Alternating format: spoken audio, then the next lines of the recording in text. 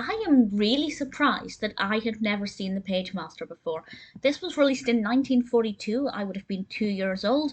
This was recommended to me by a friend who also lives and grew up in the UK. So it's not that it wasn't available in the UK. I don't know why this bypassed me, because this is exactly the kind of film that I would have loved as a child.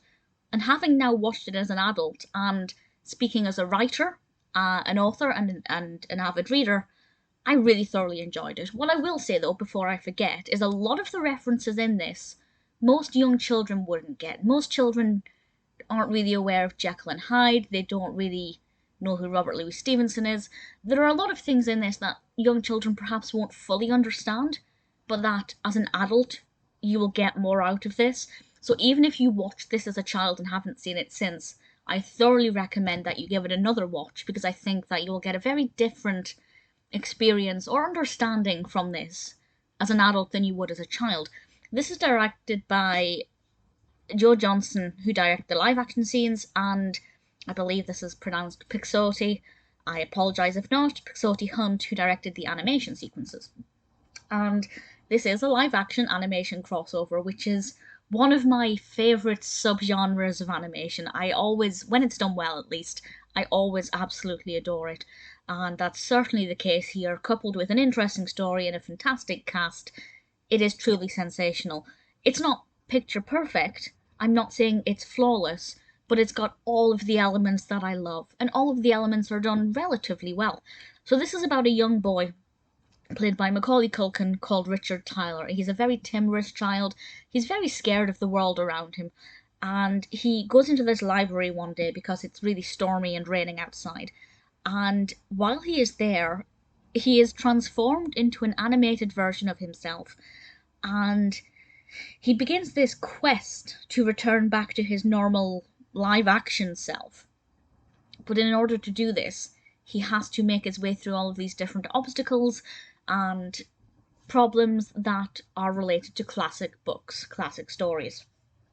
And I think that that is such a fantastic concept. I really absolutely adore that. In fact, I'd say that that is pretty much the dream of every single one of us who grew up spending most of our time in libraries or with our heads in books, to actually become an animated character and enter the world of fiction and see all of these different characters and personalities come to life and interacting with one another as well, I think is such a beautiful concept. Yes, you could argue the reasons behind why he has become an animated character and why he has to go on this quest. Not necessarily the clearest or the most well thought out, but who cares? It's great fun. It's sensationally exciting. One of the exciting things is which character is going to pop up next. Which animated character will be the next one to come along. We have people like Long John Silver, the Queen of Hearts, obviously, as I've mentioned, Dr. Jekyll and Mr. Hyde. There's an element of Moby Dick, Frankensteinian elements, all kinds of different popular characters, some of which children will recognise, some of which your average child probably wouldn't, and I certainly wouldn't at that age. Thinking back to these characters, if I had watched this when I was maybe, say, 5, 6, 7 years old, I don't really think I would have recognised many of the characters. So I wouldn't have really understood a lot of the relevance of what they were saying or what was going on, but just the visual beauty of seeing this animation in a live-action world, I really thoroughly enjoyed it. I also think Richard is a brilliant protagonist. Yes, he is a little bit annoying sometimes because he is, even speaking as somebody who was a very timorous child, even I thought he was a little bit extreme. But generally speaking, he's very pleasing to get on with, he's very easy to like.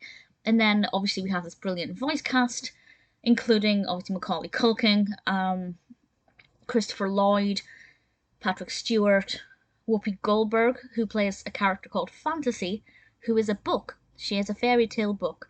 Leonard Nimoy, Jim Cummings, absolutely sensational. I cannot fault it. Sure, as I said, it's not perfect in the sense that it's, the most flawless narrative or that the animation is the best I've ever seen, but it's perfect in the sense that it encompasses everything I would have loved from a film as a child.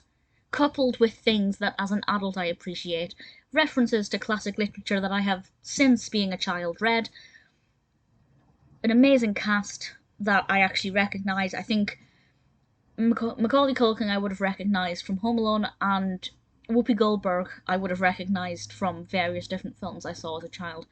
But the rest of the cast probably would have went over my head as a child. So definitely watching it as an adult is something I actually really appreciate. While I'm shocked I didn't see it growing up, I'm kind of glad I didn't, because I now got to enjoy it as an adult, and that's something for which I'm really thankful. If you've seen it as a child, give it a watch as an adult, let me know what you think. If you've never seen it before, definitely give it a watch. I definitely think The Page Turner is one you're going to enjoy.